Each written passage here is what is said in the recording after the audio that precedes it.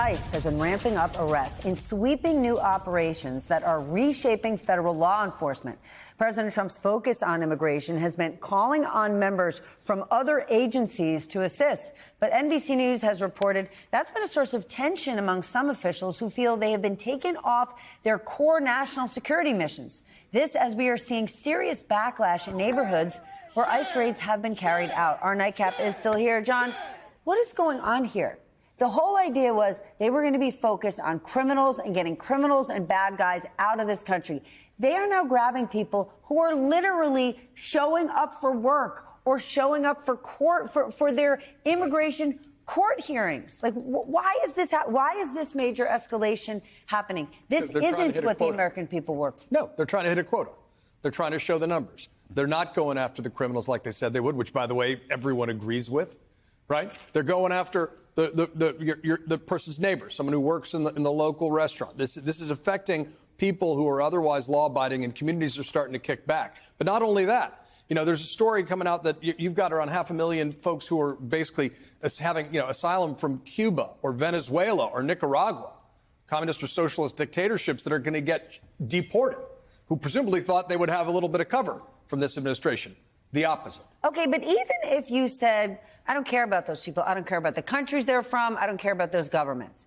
Even if you just cared about the United States of America, if we are pulling people off their jobs, is there any evidence that Americans are now backfilling those jobs, right? Are there construction companies in Florida that are now employing a whole bunch of strong American males to be tarring roofs in southern Florida this June? It's counter to that. I mean, this is contributing to inflation. Like if you need your roof fixed or you need landscaping done or you need some other kind of services, we're shrinking or the fruit workforce. picked or dishes washed.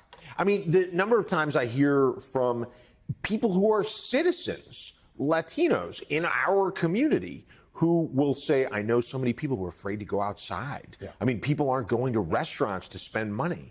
They're not taking their families out on the weekend to go have a good time because there is a real feeling out there, and it's based in reality, that there's a kind of terror campaign that's about sort of programming for social media and for Trump-friendly television that isn't driven by any particular policy objective other than giving the base what it wants, which is, visions of self-deportations because of the actual deportations.